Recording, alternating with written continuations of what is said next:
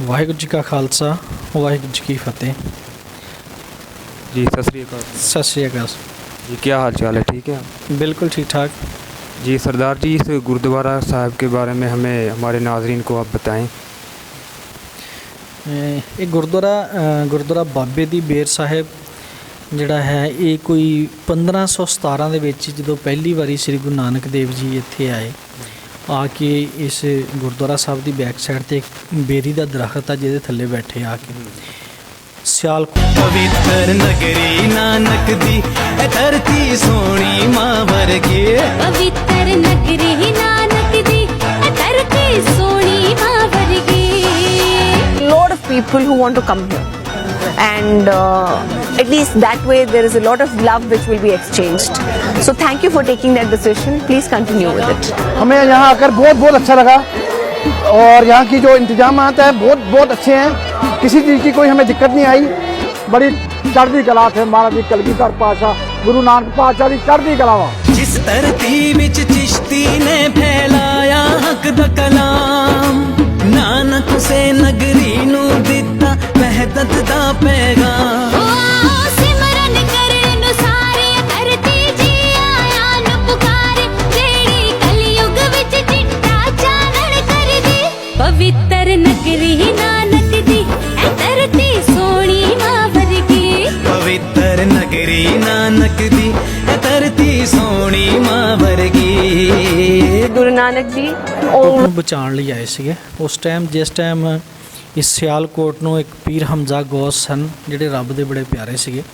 ਉਹਨਾਂ ਨੇ ਇਸ ਸ਼ਹਿਰ ਨੂੰ ਸਿਆਲਕੋਟ ਨੂੰ ਇੱਕ ਬਦਦੁਆ ਦਿੱਤੀ ਸੀਗੀ ਕਿ ਮੈਂ ਜਿਹੜਾ ਸ਼ਹਿਰ ਆ ਉਹਨੂੰ ਸਾਰਿਆਂ ਨੂੰ ਗਰਕ ਕਰ ਦੇਵਾਂਗਾ ਕਿਉਂਕਿ ਉਹਨਾਂ ਦੇ ਕੋਲ ਇੱਕ ਮਰੀਜ਼ ਸੀ ਉਹਨਾਂ ਦੇ ਤੇ ਉਹਨਾਂ ਦੇ ਘਰ ਔਲਾਦ ਨਹੀਂ ਸੀਗੀ। ਔਲਾਦ ਜਿਸ ਟਾਈਮ ਔਲਾਦ ਨਹੀਂ ਸੀ ਤੇ ਉਹ ਆਏ ਬਾਬਾ ਜੀ ਕੋਲ ਕਿ ਬਾਬਾ ਜੀ ਤੁਸੀਂ ਦੁਆ ਮੰਗੋ ਸਾਡੇ ਘਰ ਇੱਕ ਬੱਚਾ ਜਾਂ ਔਲਾਦ ਹੋ ਜਾਵੇ। ਉਹਨਾਂ ਨੇ ਕਿਹਾ ਜੀ ਮੈਂ ਦੁਆ ਮੰਗਾਂਗਾ ਲੇਕਿਨ ਜਿਹੜਾ ਪਹਿਲਾ ਬੱਚਾ ਹੋਏਗਾ ਜਾਂ ਬੱਚਾ ਜਿਹੜਾ ਵੀ ਹੋਏਗਾ ਪਹਿਲਾਂ ਤੁਸੀਂ ਮੇਰੇ ਦਰਬਾਰ ਤੇ ਛੱਡੋਗੇ ਸੇਵਾ ਕਰਨ ਲਈ ਮੇਰੀ। ਉਹਨਾਂ ਨੇ ਉਸ ਟਾਈਮ ਤੇ ਕਹਿ ਦਿੱਤਾ ਕਿਉਂਕਿ ਔਲਾਦ ਨਹੀਂ ਸੀ। ਜਿਸ ਟਾਈਮ ਔਲਾਦ ਦੀ ਖੁਸ਼ੀ ਉਹਨਾਂ ਨੂੰ ਉਹ ਦਿਸੀ ਵੀ ਸਾਨੂੰ ਔਲਾਦ ਹੋਏਗੀ ਸਾਡੇ ਘਰ ਬੱਚਾ ਹੋਏਗਾ ਉਸ ਖੁਸ਼ੀ 'ਚ ਆ ਕੇ ਉਹਨਾਂ ਨੇ ਹਾਂ ਕਰ ਦਿੱਤੀ। ਟਾਈਮ ਗੁਜ਼ਰਦਾ ਗਿਆ ਬੇਟਾ ਹੋਇਆ। ਉਹਨਾਂ ਨੂੰ ਪੁੱਛਿਆ ਗਿਆ ਉਹਨੇ ਕਿਹਾ ਜਦੋਂ ਦੂਸਰਾ ਬੇਟਾ ਹੋਏਗਾ ਕਿਸ ਟਾਈਮ ਦੇਵਾਂਗੇ। ਉਹ 3 ਬੇਟੇ ਹੋ ਗਏ ਕਰਦੇ ਕਰਾਉਂਦੇ 8 ਸਾਲ ਬਾਅਦ ਜਦੋਂ ਫਿਰ ਪੀਰ ਹਮਜ਼ਾ ਗੌਸ ਹੋਣਾ ਨੇ ਉਹਨਾਂ ਦੇ ਆਪਣੇ ਘਰ ਜਿਹੜੇ ਭੇਜੇ ਆਪਣੇ ਮਰੀਦ ਭੇਜੇ ਵੀ ਤੁਸੀਂ ਜਾਓ ਉਹਨਾਂ ਨੂੰ ਕਹਿ ਕੇ ਆਓ ਕਿ ਤੁਸੀਂ ਸਾਡੇ ਨਾਲ ਵਾਅਦਾ ਕੀਤਾ ਸੀ ਬੇਟੇ ਦਾ ਤੇ ਤੁਸੀਂ ਬੇਟਾ ਨਹੀਂ ਦਿੱਤਾ। ਉਹ ਜਦੋਂ ਕਹੇ ਉਹਨਾਂ ਨੂੰ ਕਿਹਾ ਬੇਟੇ ਦਾ ਉਹਨੇ ਕਿਹਾ ਤੁਸੀਂ ਜਾਓ ਅਸੀਂ ਬਾਬਾ ਜੀ ਉਹਨਾਂ ਨੂੰ ਸਵੇਰੇ ਆ ਕੇ ਮਿਲਾਂਗੇ ਆਪੇ ਆਵਾਂਗੇ ਦਰਬਾਰ 'ਤੇ। ਬਾਬਾ ਜੀ ਆਪਣੇ ਦਰਬਾਰ 'ਤੇ ਬੈਠੇ ਸੀਗੇ। ਜਿਸ ਟਾਈਮ ਉਹਨਾਂ ਦੇ ਕੋਲ ਆਏ ਉਹਨਾਂ ਦੇ ਕੋਲ ਘਰ ਦੇ ਵਿੱਚ ਜੋ ਸੋਨਾ ਜੋ ਸੀ ਪੈਸਾ ਧੇਲਾ ਸਾਰਾ ਕੁਝ ਲੈ ਕੇ ਆ ਗਏ ਵੀ ਬਾਬਾ ਜੀ ਸਾਡੇ ਕੋਲ ਜੋ ਕੁਝ ਵੀ ਹੈਗਾ ਲੈ ਲਓ ਲੇਕਿਨ ਸਾਡੇ ਕੋਲੋਂ ਔਲਾਦ ਨਹੀਂ ਦਿੱਤੀ ਜਾਂਦੀ ਸਾਡੇ ਕੋਲ ਬੇਟਾ ਨਹੀਂ ਦਿੱਤਾ ਜਾਂਦਾ। ਉਹਨਾਂ ਨੇ ਗੁੱਸੇ ਦੇ 'ਚ ਆ ਕੇ ਕਿਹਾ ਵੀ ਤੁਸੀਂ ਇੰਨੇ ਦੇਰ ਵਾਅਦਾ ਕਰਦੇ ਰਹੇ ਮੈਨੂੰ ਝੂਠੀ ਸੀ ਸਾਰੇ ਤੁਸੀਂ ਸਾਰਾ ਕੁਝ ਲੈ ਜਾਓ ਮੈਂ ਸਵੇਰ ਨੂੰ ਘਰ ਆਵਾਂਗਾ ਬੇਟਾ ਲੈਣ ਲਈ। ਜਿਸ ਟਾਈਮ ਦਿਨ ਚੜ੍ਹਿਆ ਉਹ ਗਏ ਉਹ ਬੇਟਾ ਲੈਣ ਅਤੇ ਜਿਹੜੇ ਉਹ ਲਾਲਾ ਨਾਮੀ ਖੱਤਰੀ ਸੀ ਜਿਹਦੇ ਘਰ ਔਲਾਦ ਹੋਈ ਸੀ ਉਹ ਆਪ ਘਰ ਹੈ ਨਹੀਂ ਸੀ ਉਹਨਾਂ ਦੀ ਘਰ ਵਾਲੀ ਘਰ ਸੀ। ਜਿਸ ਟਾਈਮ ਬਾਬਾ ਜੀ ਨੇ ਪੀਰ ਹਮਜ਼ਾ ਗੌਸ ਉਹਨਾਂ ਨੇ ਆਵਾਜ਼ ਲਾਈ ਕਿ ਮੈਂ ਆਪਣਾ ਬੇਟਾ ਲੈਣ ਆਇਆ ਵਾਂ ਅਤੇ ਬੇਟਾ ਦਿਓ ਮੈਨੂੰ। ਤਾਂ ਜਿਹੜੀ ਔਰਤ ਸੀਗੀ ਘਰ ਦੇ ਵਿੱਚ ਉਹਨਾਂ ਦੀ ਘਰ ਵਾਲੀ ਸੀਗੀ ਬੱਚੇ ਦੀ ਮਾਂ ਸੀਗੀ ਉਹਨੇ ਕੋਈ ਐਸੇ ਲਫ਼ਜ਼ ਬੋਲੇ ਜਿਹੜੇ ਕਿ ਬਾਬਾ ਜੀ ਉਹਨਾਂ ਨੂੰ ਚੰਗੇ ਨਹੀਂ ਲੱਗੇ।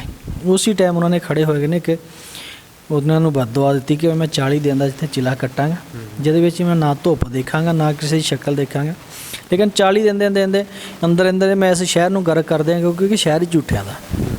ਪੀਰ ਹਮਜ਼ਾ ਗੌਸ ਸੁਣੀ ਇਸੇ ਆ ਕੇ ਇੱਥੇ ਗੁਰਦੁਆਰਾ ਦੇ ਬੈਕ ਸਾਈਡ 'ਤੇ ਇੱਕ ਗੁੰਮਦ ਆ ਉਹਦੇ ਥੱਲੇ ਆ ਕੇ ਬੈਠ ਗਿਆ ਜਿਹੜਾ ਆਪਾਂ ਉਹਨਾਂ ਦਾ ਦਰਬਾਰ ਸੀਗਾ ਉਹ 'ਚ ਬੈਠ ਗੁੰਮਦ ਦੇ ਵਿੱਚ ਉਹ ਬੰਦ ਸੀਗਾ ਅਤੇ ਜਿਹੜੇ ਉਹਨਾਂ ਦੇ ਮਰੀਜ਼ ਸੀ ਉਹਨਾਂ ਨੂੰ ਕਹਿ ਦਿੱਤਾ ਵੀ ਕੋਈ ਵੀ ਬੰਦਾ ਆਵੇ ਤਾਂ ਤੁਸੀਂ ਮੈਨੂੰ ਮਿਲ ਨਹੀਂ ਦੇਣਾ ਇੱਥੇ ਅੰਦਰ ਨਹੀਂ ਆਉਣ ਦੇਣਾ। ਉਹ ਫਿਰ ਜਦੋਂ ਸ੍ਰੀ ਗੁਰੂ ਨਾਨਕ ਦੇਵ ਜੀ ਉਹਨਾਂ ਤੱਕ ਲੋਕਾਂ ਦੀ ਪੁਕਾਰ ਗਈ ਲੋਕ ਸ੍ਰੀ ਗੁਰੂ ਨਾਨਕ ਦੇਵ ਜੀ ਇੱਥੇ ਆ ਕੇ ਬੈਠੇ ਲੋਕ ਇੱਥੇ ਆ ਗਏ ਉਹਨਾਂ ਕੋਲ ਸ੍ਰੀ ਗੁਰੂ ਨਾਨਕ ਦੇਵ ਜੀ ਉਹਨਾਂ ਕੋਲ ਆ ਕੇ ਉਹਨਾਂ ਦੇ ਅੱਗੇ ਪੁਕਾਰ ਉਹਨਾਂ ਨੂੰ ਅੱਗੇ ਦੁਆਈਆਂ ਪਿੱਟਣ ਲੋਕ ਵੀ ਅਸੀਂ ਬਾਬਾ ਜੀ ਅਸੀਂ ਤਾਂ ਮਰ ਗਏ ਸਾਨੂੰ ਮਾਰ ਦੇਣਗੇ। ਪੀਰ ਹਮਜ਼ਾ ਗੌਸ ਨੇ ਉਹਨਾਂ ਨੇ ਕਿਹਾ ਤੁਹਾਨੂੰ ਗਰਕ ਕਰ ਦੇਵਾਂਗੇ। ਫਿਰ ਉਹਨਾਂ ਨੇ ਭਾਈ ਮਰਦਾਨਾ ਜੀ ਨੂੰ ਭੇਜਿਆ ਵੀ ਤੁਸੀਂ ਜਾਓ ਉਹਨਾਂ ਨੂੰ ਪੀਰ ਹਮਜ਼ਾ ਗੌਸ ਉਹਨਾਂ ਨੂੰ ਕਹੋ ਬਾਬਾ ਨਾਨਕ ਤੁਹਾਡੇ ਨਾਲ ਮਿਲਣਾ ਚਾਹੁੰਦਾ। ਜਿਸ ਟਾਈਮ ਉਹਨਾਂ ਨੂੰ ਕਿਹਾ ਮਿਲਣਾ ਚਾਹੁੰਦਾ ਉਹਨਾਂ ਦੇ ਜਿਹੜੇ ਮਰੀਜ਼ ਸੀਗੇ ਅੱਗੇ ਉਹਨਾਂ ਨੇ ਨਹੀਂ ਮਿਲਣ ਦਿੱਤਾ। ਉਹਨਾਂ ਨੇ ਫਿਰ ਭੇਜਿਆ ਇੱਥੋਂ ਸ੍ਰੀ ਗੁਰੂ ਨਾਨਕ ਦੇਵ ਜੀ ਉਹਨਾਂ ਨੇ ਭਾਈ ਮਰਦਾਨਾ ਜੀ ਉਹਨਾਂ ਨੂੰ 3 ਵਾਰੀ ਭੇਜਿਆ, ਲੇਕਿਨ ਉਹਨਾਂ ਨੇ ਨਹੀਂ ਮਿਲਣ ਦਿੱਤਾ। ਫਿਰ ਅਸੀਂ ਦਰਖਤ ਜਿਹੜਾ ਬੇਰੀ ਦਾ ਉਹਦੇ ਥੱਲੇ ਖੜੇ ਹੋ ਕੇ ਅਰਦਾਸ ਕੀਤੀ। ਜਦੋਂ ਅਰਦਾਸ ਕੀਤੀ ਕਹਿੰਦੇ ਕਿ ਜਿਹੜਾ ਗੁੰਮਤ ਸੀਗਾ, ਜਿਹੜਾ ਹਿਸਟਰੀ 'ਚ ਲਿਖਿਆ ਜਾਂਦਾ, ਜਿਹੜਾ ਗੁੰਮਤ ਸੀਗਾ ਉਹ ਉੱਪਰੋਂ ਪਾਟ ਗਿਆ, ਉਹ ਜਿਹੜੀ ਧੁੱਪ ਸੀ ਉਹਨਾਂ ਦੇ ਚਿਹਰੇ 'ਤੇ ਚਲ ਗਈ ਸਿੱਧੀ। ਉਹ ਪੀਰ ਹਮਜ਼ਾ ਗੌਸ ਹੁਣੀ ਬਾਹਰ ਆਏ, ਜਦੋਂ ਜਿਸ ਟਾਈਮ ਬਾਹਰ ਆਏ ਤੇ ਉਹਨਾਂ ਨੇ ਦੇਖਿਆ ਬਾਹਰ ਆ ਕੇ ਵੀ ਉਹ ਬਿਲਕੁਲ ਸਾਰਾ ਸ਼ਹਿਰ ਇਸੇ ਤਰ੍ਹਾਂ ਵੀ ਠੀਕ ਠਾਕ ਹੈ। ਉਹ ਪੁੱਛਿਆ ਤੇ ਉਹਨਾਂ ਨੇ ਕਿਹਾ ਜੀ ਇੱਦਾਂ ਬਾਬਾ ਨਾਨਕ ਦੇ ਨਾਲ ਕੋਈ ਉਹਨਾਂ ਦਾ ਬੰਦਾ ਸੀਗਾ ਰੀਸੀ, ਉਹ ਆਇਆ ਜਿਸ ਟਾਈਮ ਉਹ ਆਇਆ ਤੇ ਜਦੋਂ ਇਹ ਤੋਂ ਵਾਪਸ ਗਿਆ ਤੇ ਸਾਰਾ ਕੁਝ ਹੋਇਆ। ਉਹ ਫਿਰ ਗੁੱਸੇ 'ਚ ਆਏ ਇੱਥੇ ਅਸੀਂ ਬੇਰੀ ਦੇ ਥੱਲੇ ਆ ਕੇ ਉਹਨਾਂ ਨੇ ਦੇਖਿਆ ਕਿ ਜਿਹੜੀ ਬੇਰੀ ਦੇ ਥੱਲੇ ਉਹ ਬਾਬਾ ਨਾਨਕ ਹੁਣੀ ਬੈਠੇ ਨੇ। ਉਹਨਾਂ ਨੂੰ ਕਿਹਾ ਵੀ ਤੁਸੀਂ ਕੌਣ ਹੁੰਦੇ ਮੇਰਾ ਚਿਲਾ ਭੰਗ ਕਰਨ ਵਾਲੇ, ਮੇਰਾ ਚਿਲਾ ਤੋੜਨ ਵਾਲੇ। ਸ੍ਰੀ ਗੁਰੂ ਨਾਨਕ ਦੇਵ ਜੀ ਨੇ ਫਿਰ ਉਸ ਟਾਈਮ ਕਿਹਾ ਕਿ ਭਲਿਆ ਲੋਕਾ, ਮੈਂ ਤੇ ਇੱਕ ਜਿਹੜਾ ਤੂੰ ਗੁਨਾਹ ਕਰਨ ਜਾਣ ਡਿਆ ਸੀ ਮੈਂ ਉਹਨਾਂ ਤੋਂ ਬਚਾਇਆ। ਉਹਨਾਂ ਨੇ ਕਿਹਾ ਬਾਬਾ ਜੀ ਮੈਂ ਗੁਨਾਹ ਨਹੀਂ ਸੀ ਕਰਨ ਜਾਣ ਡਿਆ, ਮੈਂ ਇਹਨਾਂ ਲੋਕਾਂ ਨੂੰ ਕੀਤੇ ਦੀ ਸਜ਼ਾ ਦੇਣ ਡਿਆ ਸੀ। ਉਹਨਾਂ ਨੇ ਕਿਹਾ ती सोनी मां वर्गी पवित्र नगरी नानक जी धरती सोनी मां वर्गी। बहुत प्यार मिला है और बहुत खुश हुए हैं हम और बहुत इज्जत हुई है हमारी।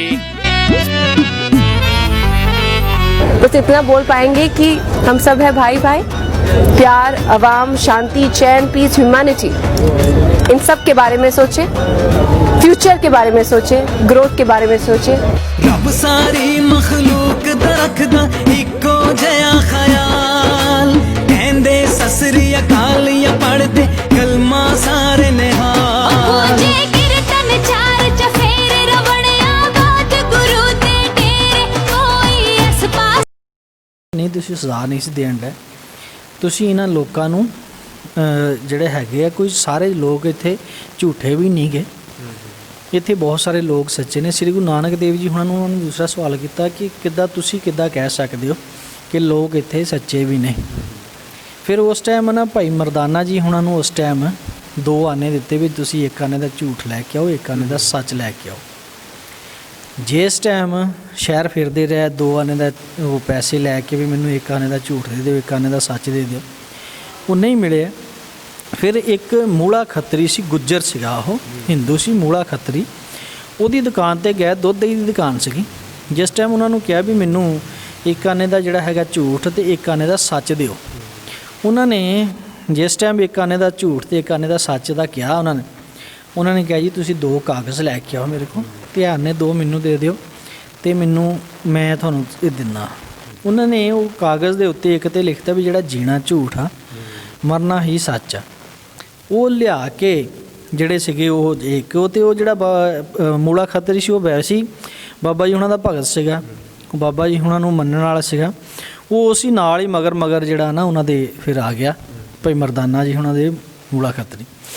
ਉਹ ਜਿਸ ਟਾਈਮ ਉਹ ਲਿਆ ਕੇ ਦਿੱਤੇ ਪੀਰ ਹਮਜ਼ਾ ਗੌਸ ਉਹਨਾਂ ਨੂੰ ਦਿਖਾਏ, ਸ੍ਰੀ ਗੁਰੂ ਨਾਨਕ ਦੇਵ ਜੀ ਉਹਨਾਂ ਨੂੰ ਫੜਾਏ। ਸ੍ਰੀ ਗੁਰੂ ਨਾਨਕ ਦੇਵ ਜੀ ਉਹਨਾਂ ਨੇ ਪੜ੍ਹ ਕੇ ਦਿਖਾਇਆ ਵੀ ਜਿਨ੍ਹਾਂ ਲੋਕਾਂ ਨੂੰ ਇਹ ਪਤਾ ਵਾ ਵੀ ਮਰਨਾ ਜਿਹੜਾ ਸੱਚ ਆ, ਜੀਣਾ ਝੂਠ ਆ, ਉਹ ਕਿੱਦਾਂ ਸਾਰੇ ਝੂਠੇ ਹੋ ਸਕਦੇ ਆ। ਉਹਨਾਂ ਨੇ ਆਪਣੇ ਬੇਟੇ ਦੀ ਬੱਚਿਆਂ ਦੇ ਪਿਆਰ ਦੇ ਵਿੱਚ ਆ ਕੇ ਤੁਹਾਡੇ ਨਾਲ ਝੂਠ ਬੋਲਿਆ, ਹੋਰ ਕੋਈ ਐਸੀ ਗੱਲ ਨਹੀਂ। ਫਿਰ ਉਹ ਜਿਹੜੇ ਸੀਗੇ ਪੀਰ ਹਮਜ਼ਾ ਗੌਸ ਉਹਨਾਂ ਨੂੰ ਉਹ ਜਿਹੜੀ ਗੱਲ ਸੀ ਸਮਝ ਆਈ। ਫਿਰ ਉਹਨਾਂ ਨੇ ਇਸ ਸ਼ਹਿਰ ਨੂੰ ਮਾफ़ ਕੀਤਾ ਤੇ ਉਸ ਜਗ੍ਹਾ ਤੇ ਜਾ ਕੇ ਫਿਰ ਬੈਠ ਗਏ। ਤੇ ਇਹ ਜਿਹੜਾ ਗੁਰਦੁਆਰਾ ਸਾਹਿਬ ਆ ਬਾਬੇ ਦੀ ਬੇਰ, ਇਹ ਉਹੀ ਬੇਰੀ ਆ, ਉਸੇ ਬੇਰੀ ਦੇ ਨਾਂ ਤੇ ਗੁਰਦੁਆਰਾ ਬਾਬੇ ਦੀ ਬੇਰ ਸਾਹਿਬ ਬਣਿਆ। तो सरदार साहब गुरु नानक देव जी इस गुरुद्वारे 'ਚ ਕਿੰਨੇ ਅਰਸਾ ਉਹਨਾਂ ਨੇ ਗੁਜ਼ਾਰਿਆ ਸੀ? ਅਰਸਾ ਨਹੀਂ ਕਹਿ ਸਕਦੇ ਅਸੀਂ। ਉਹ ਜਿਸ ਟਾਈਮ ਆਏ ਆ, ਇੱਕ ਦਫਾ ਆਏ ਨੇ ਜਦੋਂ ਸ਼ਹਿਰ ਨੂੰ ਬਚਾਇਆ, ਤੇ ਦੂਸਰੀ ਦਫਾ ਆਏ ਨੇ ਜਦੋਂ ਇਸ ਟਾਈਮ ਮੂਲਾ ਖੱਤਰੀ ਨੂੰ ਮਿਲਣ ਆਏ ਨੇ। ਇਹ 1517 ਦੀ ਗੱਲ ਆ ਜਿਸ ਟਾਈਮ ਉਹ ਇੱਥੇ ਆਏ ਨੇ। ਤੇ ਉਹ ਜਦੋਂ ਆਏ ਸਨ ਉਹ ਕਿਹੜੀ ਜਗ੍ਹਾ ਤੋਂ ਇਸ ਤਸ਼ਰੀਫ ਲੈ ਕੇ ਆਏ ਸਨ ਇੱਥੇ ਸਿਆਲਕੋਟ? ਇਹ ਜਿਸ ਟਾਈਮ ਇੱਕ ਦਫਾ ਤੇ ਉਹ ਆਏ ਨੇ, ਜਿਸ ਟਾਈਮ ਜੰਮੂ ਤੋਂ ਹੁੰਦਿਆਂ ਹੋਇਆ ਇੱਥੇ ਆਏ ਨੇ।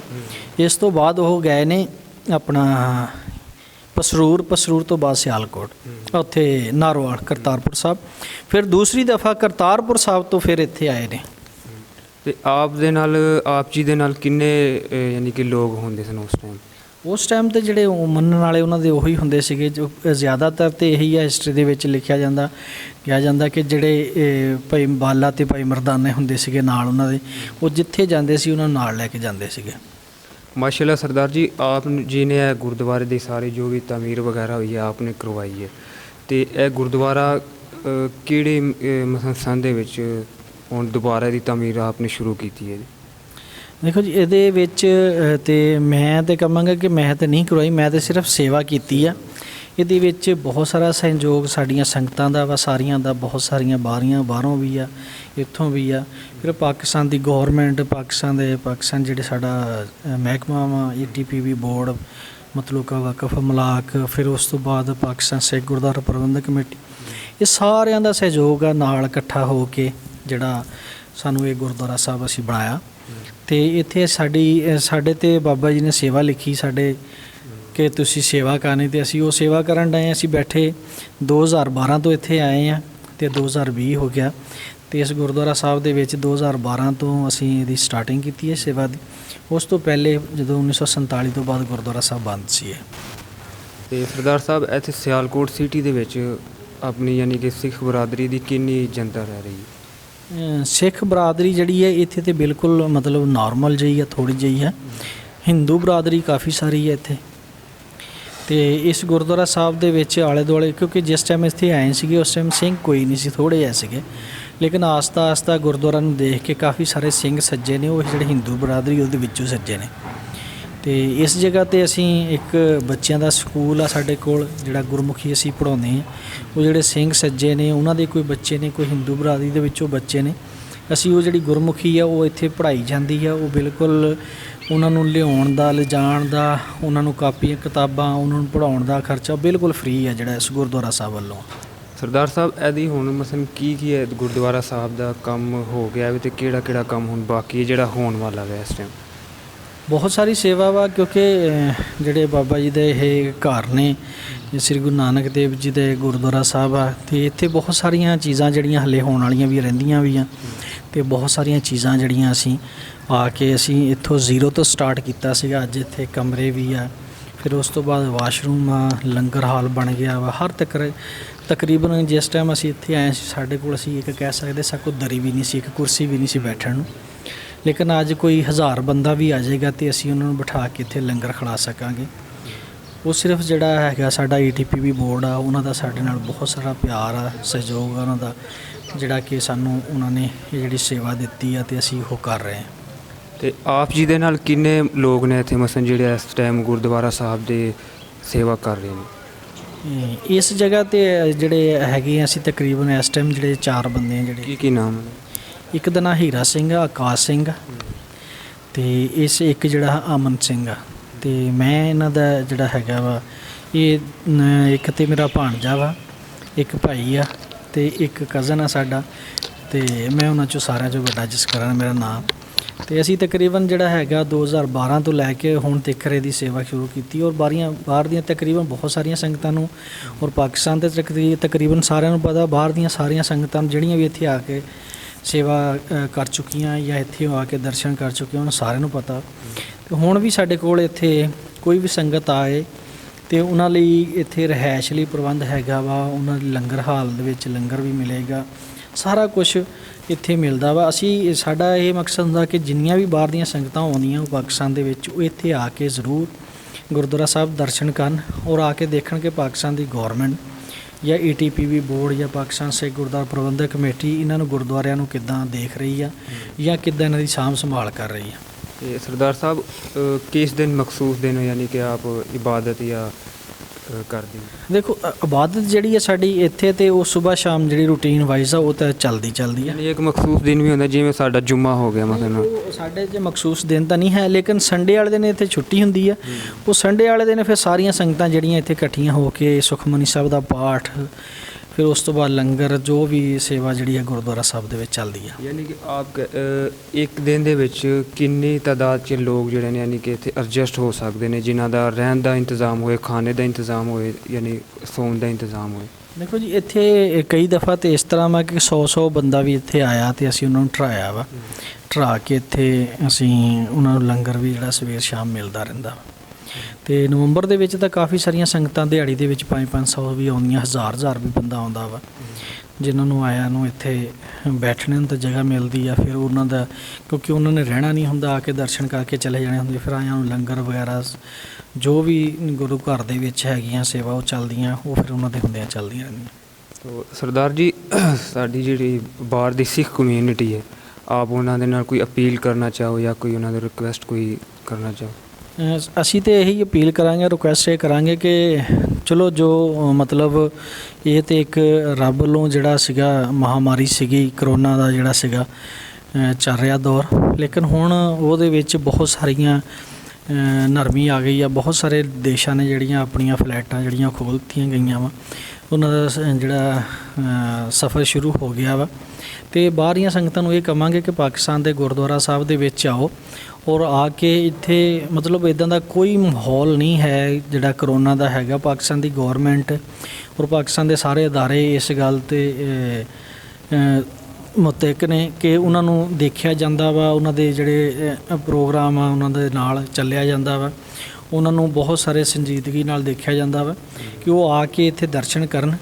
ਜਿਸ ਤਰ੍ਹਾਂ ਪਹਿਲੇ ਸੀ ਉਹ ਅਸੀਂ 1999 ਦੇ ਲਾ ਲਈ, 2020 ਦੇ ਵਿੱਚ ਲਾ ਲਈਏ, 20 ਦੇ ਵਿੱਚ ਸ਼ੁਰੂ ਦੇ ਵਿੱਚ ਸੰਗਤਾਂ ਬਹੁਤ ਸਾਰੀਆਂ ਆਈਆਂ ਲੇਕਿਨ ਉਹ ਬੰਦ ਹੋ ਗਈਆਂ।